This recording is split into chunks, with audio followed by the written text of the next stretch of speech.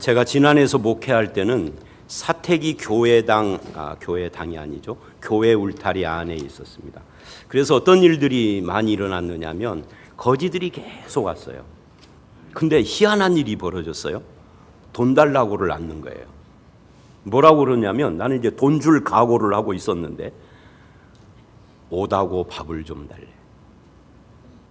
그래서 물어봤죠. 어쩌다가 이렇게 돌아다니시냐 그랬더니 실패해가지고 떠돌다가 이 친구를 만나서 혼자 다니면 외로우니까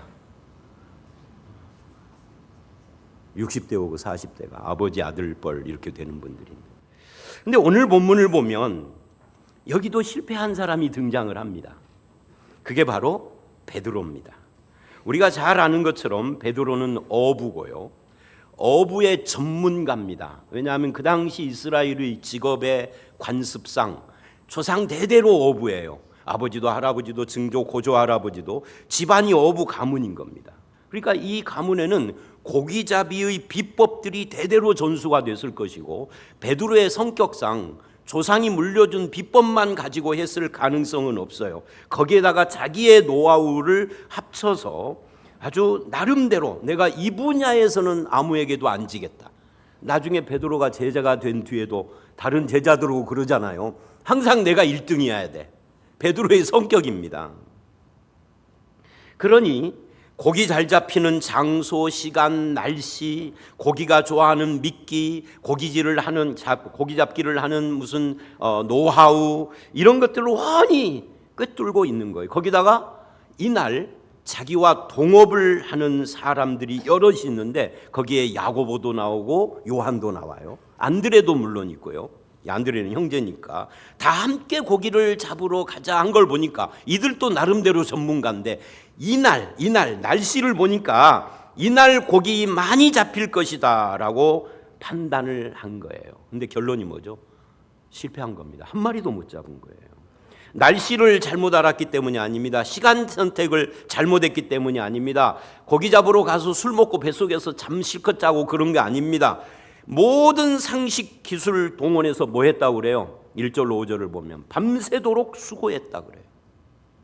그런데 실패한 겁니다. 그래서 밤새도록 수고하였으되 잡은 것이 없지만은 이라고 하는데, 사실은 이걸 읽다 보면 이게 베드로의 문제만은 아니다. 지난 2000년 동안 예수님 이후에 수많은 사람들이 동일한 실패를 경험했고 지금도 하고 있습니다. 우리가 사는 세상은 아무리 내가 노력을 하고 수고를 하고 그래도 열매를 거두지 못하는 일들이 흔해요. 수고한 대로 먹는다는 것이 굉장한 축복이에요. 근데 그러지 못한 사람들이 태반이 넘습니다. 우리가 이 밤이 새도록 수고하였으되 잡은 것이 없다는 이 말은 실패자의 고뇌가 담긴 말이다. 아픔이 서려 있는, 한숨이 서려 있는 그런 말이다 하는 것을 이해해야 합니다. 아마 우리 중에도 많은 사람들이 한두 번쯤은 이런 경험을 갖고 있는 분들이 있을 거예요. 혹시 나는 내 인생에 지금까지 이런 실패는 없었어 하는 분들도 장담하면 안 됩니다. 앞으로 남은 생애 동안 크고 작은 실패 경험하지 말라는 법은 없어요. 그래서 우리가 겸손해야 하는 거죠. 근데 오늘 본문의 핵심이 뭘까요? 실패해서 낙심한 사람이 핵심일까요? 아니요. 그 사람을 찾아오신 예수님이 핵심입니다. 이제 어떻게 찾아오시는가 하는 것을 우리가 한번 살펴보려고 하는데요. 오늘 본문을 보면 예수님이 말씀을 전하기 편하려고 베드로의 배를 빌려서 띄우라라고 하신 것이 아니라 사실은 시몬 베드로를 찾아오신 거죠. 1, 2절을 보십시오. 주님께서 보셨다라고 그래요. 보셨다. 거기에다가 밑줄을 하십시오. 보시니. 뭘 보셨을까요? 저기 배 두 척이 있는데 하고 배를 보셨을까요?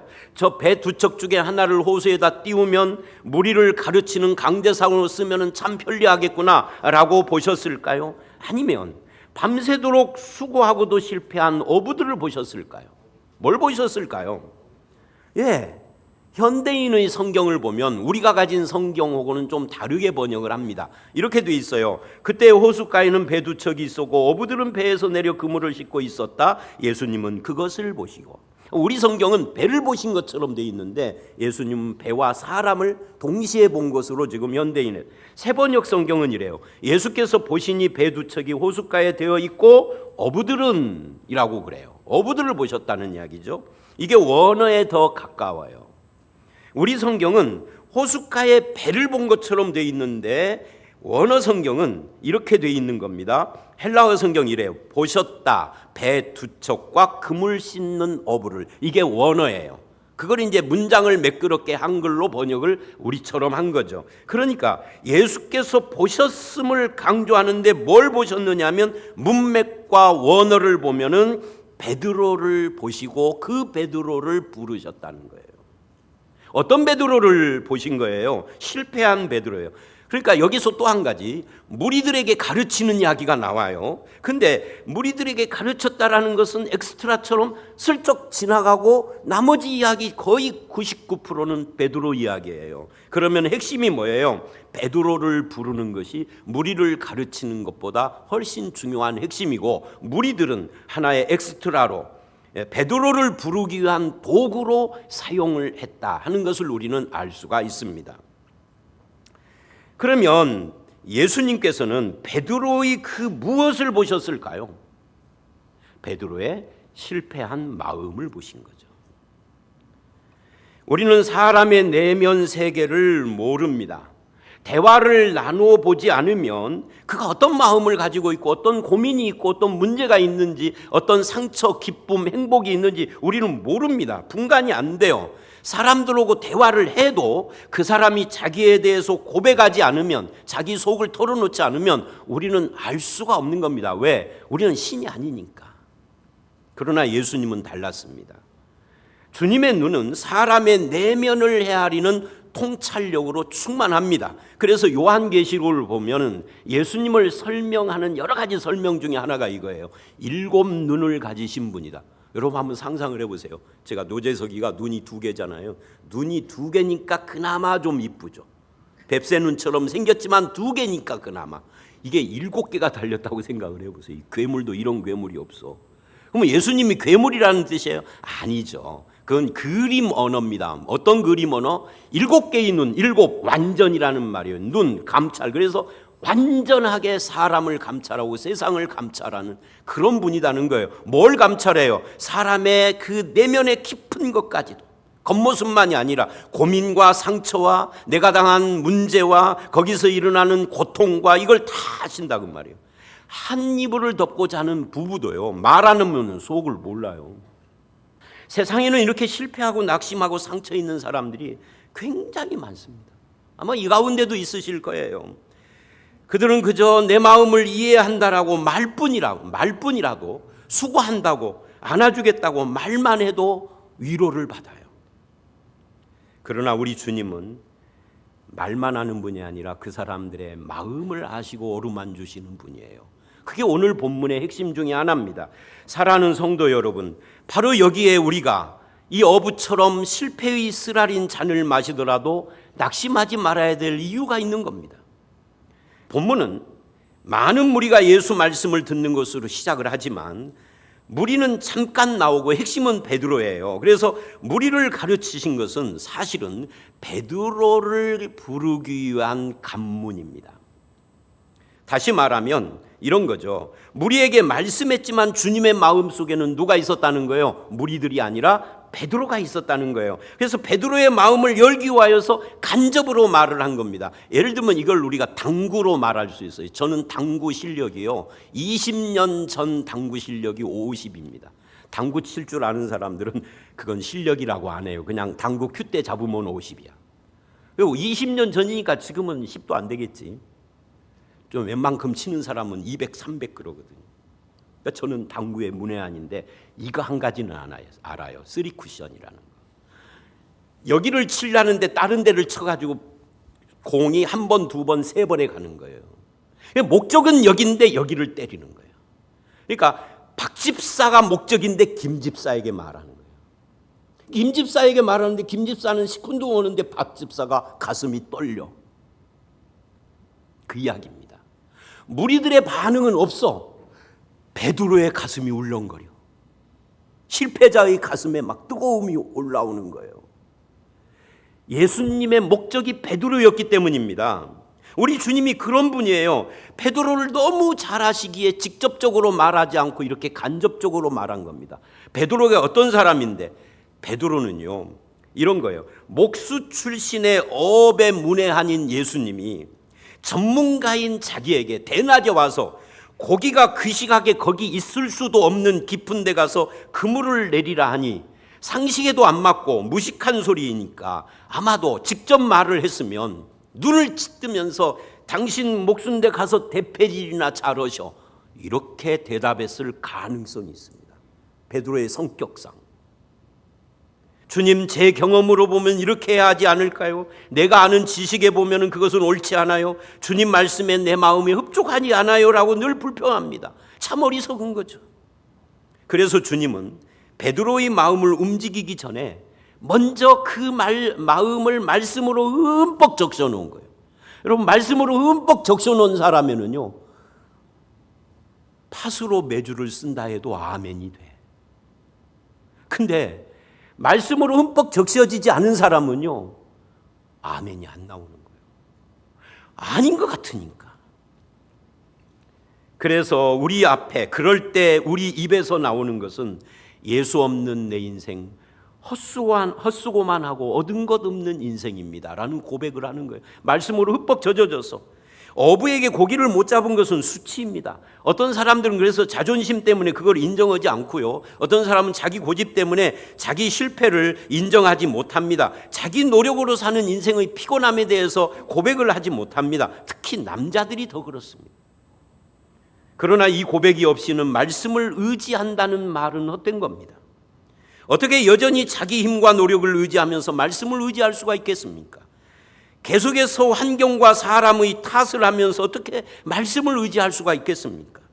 그러므로 이제 우리는 예수 없이 살려고 했던 것이 실패임을 고백하고 진정으로 말씀을 의지하는 삶을 살아야만 합니다. 그럴 때 우리 삶이 새로워질 수 있어요. 왜냐하면 주님은 말씀을 순종하는 사람을 기뻐하기 때문입니다. 그러기 위해서 찾아오시고 그 마음을 보시는 거예요. 자, 그러면 이제 베드로가 어떻게 반응하는가를 보십시다.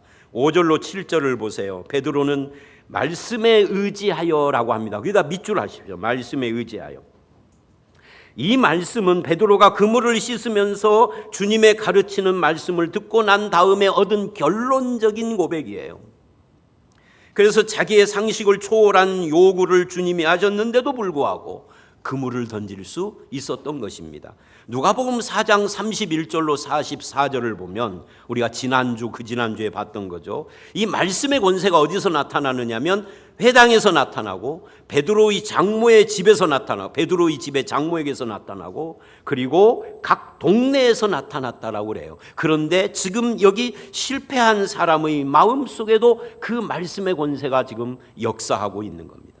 그래서 이 말씀에 의지하여라는 고백은 실패로 낙심하고 냉담해진 베드로의 마음속에 불씨를 지폈어요. 그래서 11절에 가면은 그 불씨가 확 타오릅니다. 자기 인생을 주님께 완전히 전폭적으로 맡기는 걸로. 이렇게 말씀의 권세가 열매를 맺는 거예요. 결국 하나님의 말씀이 베드로의 이성과 실패한 자의 낙심과 냉담함을 이긴 겁니다. 줄이면 말씀이 이긴 겁니다. 이게 베드로의 인생의 출발입니다. 그래서 8절에 베드로의 고백을 보십시오. 이걸 경험한 베드로의 고백입니다. 읽어봅니다. 시작. 시몬 베드로가 이를 보고 예수의 무릎 아래 엎드려 이르되 주여 나를 떠나소서 나는 죄인이로소이다. 예수의 무릎 아래 엎드려 밑줄. 나를 떠나소서 죄인입니다. 밑줄입니다. 여러분 같으면 어떻게 하실래요? 지금도 그런 사람들이 있습니다. 예수님 때문에 이역 보고 예수 믿어서 사업이 번창한다고 하고 예수 믿어서 만사 축복의 열매가 주렁주렁 열렸다고 좋아하는 사람들이 있습니다. 예수 믿는 것을 거기에다 갖다 계속 붙이는 겁니다. 그런 신앙을 아직도 바꾸지 않고 있다면 그 사람은 예수 사업까지 신앙인이 아닙니다. 신앙은 그런 것이 아니에요. 예수님 때문에 만사의 열매가 뭐 쪼고저쪼고가 아니라면 그건 신앙이 병든 거예요. 그런데요, 베드로는 주님 동업 이쪽으로 하지 않고 뜻밖의 행동과 말을 합니다. 그게 뭐예요? 이렇게 합니다. 무릎을 주님 앞에 꿇었다고.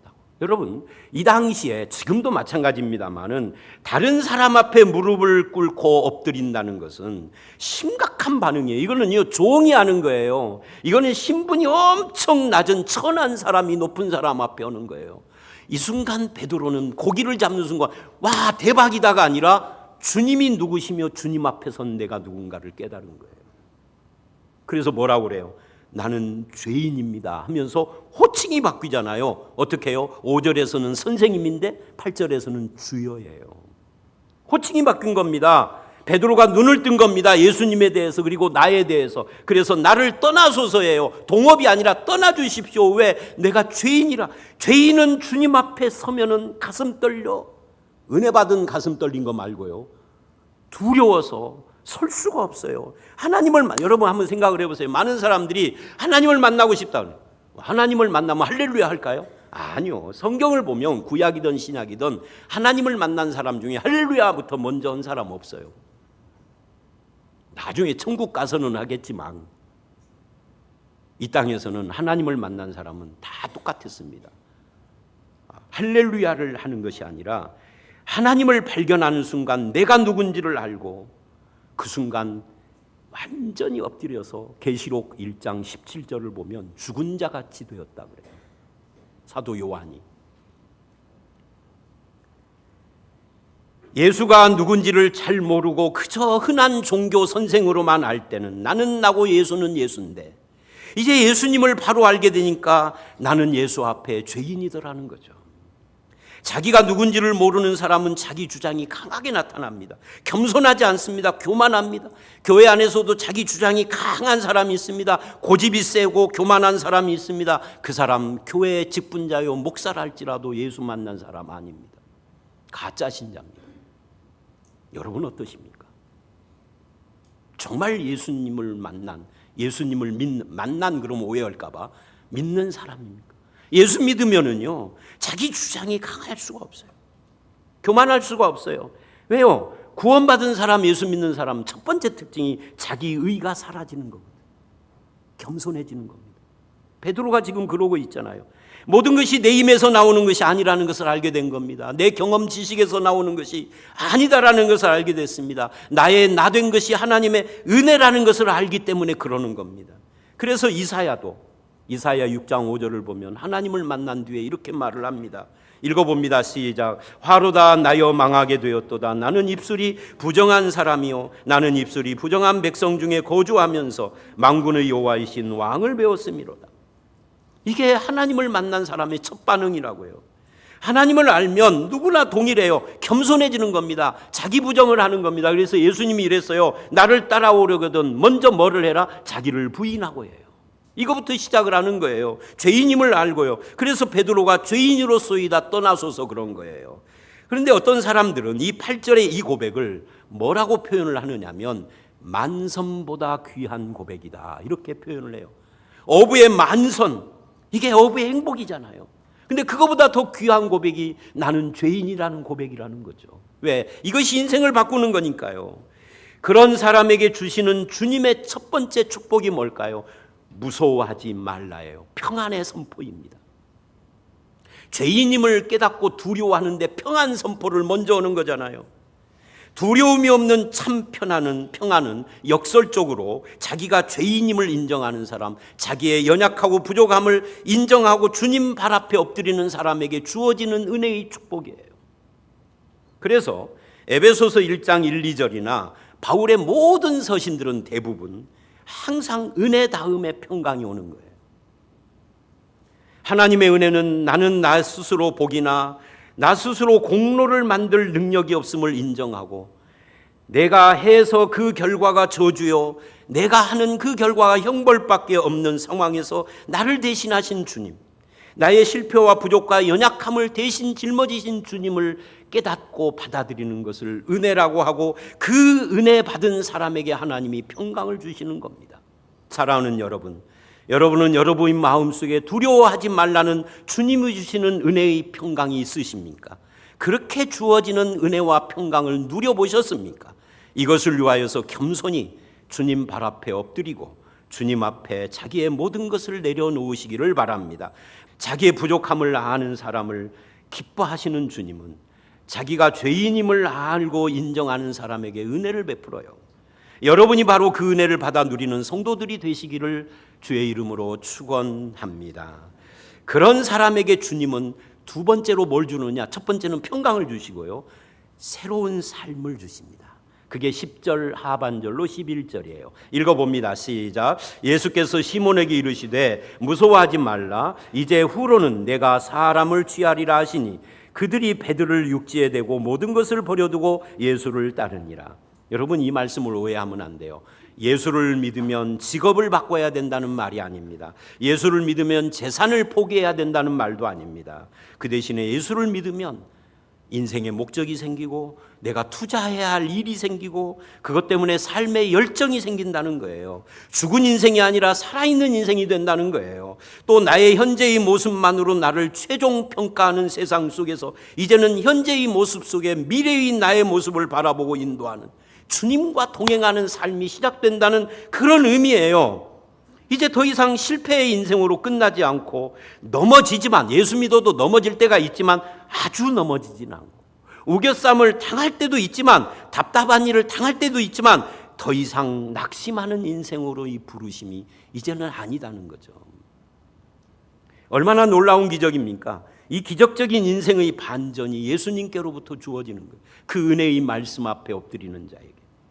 더군다나 이 본문에서 참 재밌는 것이 하나가 있어요. 거기 10절 끝에 네가 이제 후로는 네가 사람을 취하리라고 있잖아요. 이 말씀을 우리는 어떻게 알고 있느냐 하면 사람 낚는 어부가 되리라, 마태복음 4장처럼.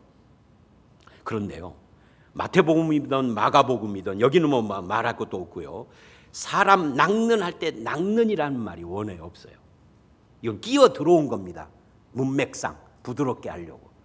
그럼 뭐예요? 낚는을 빼버리면 사람을 취하리라예요. 누가복음은 그대로 한 거죠. 그런데 여러분, 사람을 취한다라는 것이 얼마나 이게 놀라운 일인지 압니까? 이게 얼마나 매력적인 인생인지 아십니까? 이건 전도를 말하는 게 아니에요. 전도를 포함은 하죠. 그죠? 전도가 아니라요, 사람을 얻는다. 목사님, 사람 얻는다나 전도나, 아니요, 전도와 사람 얻는 건 달라요. 자, 한번 생각을 해보십시다. 이 자리를 꽉꽉 채워서 3부 예배까지 가도록 해주십시오. 그럼 그렇게 전도하는 이유가 뭐예요? 첫째, 헌금이 많아져야 하고, 그죠? 목사가 숫자가 많으면 자랑스러워야 되고, 장로님들도 내가 그렇게 큰 교회 장로야 하고 가서 어디서 좀 이렇게 가오도 좀 잡아야 되고, 그런 겁니까? 아니죠. 전도하는 이유는 사람 자체에 있는 거죠. 그죠? 사람을 취하리라, 사람을 얻으리라예요. 일을 잘하고 사람을 잃어버리는 경우가 굉장히 많습니다. 하나님 나라에서는 그 의미가 없습니다. 사람은 수단이 아니에요. 사람 자체가 목적이에요. 사람이 돈으로 보이는 것이 아니에요. 사람 자체를 얻는 겁니다. 일을 못해도 사람을 얻는 것이 교회고 이것이 신앙이잖아요. 네가 사람을 취하리라예요. 얼마나 놀라운 매력적인 삶에 대한 제시입니까? 그래서 여러분에게 도전합니다. 여러분에게 주님이 세상을 주관하시는 하나님의 아들이 맞습니까? 온 우주를 지으신 분이 맞습니까? 여러분을 십자가에서 구원하신 분이 예수 그리스도가 맞습니까? 그렇다면 목회자가 아니어도, 선교사가 아니어도 사람을 취하는 삶을 사십시오. 지금 있는 곳 사람을 얻으셔야 돼요. 영혼을 사랑하셔야 돼요. 거기에는 그럴 만한 가치가 있기 때문입니다. 예수 믿기 전에 세상 사람들이 가졌던 가치관, 삶을 살아가는 습관과 방식들을 다 내려놓고 관점을 바꾸셔야 합니다. 여러분의 마음 속에서 하나님의 말씀이 승리하셔야 됩니다. 말씀이 이기게 되면은 사람을 취하는 삶을 살게 되는 겁니다. 말씀이 이기면은 은혜가 있고, 은혜는 우리에게 무서움을 몰아내는 평강을 주시는 겁니다. 그런 주의 부르심으로 살아가며 이기는, 실패와 낙심을 이기고 세상을 이기는 그런 여러분들이 다 되시기를 주의 이름으로 축원합니다.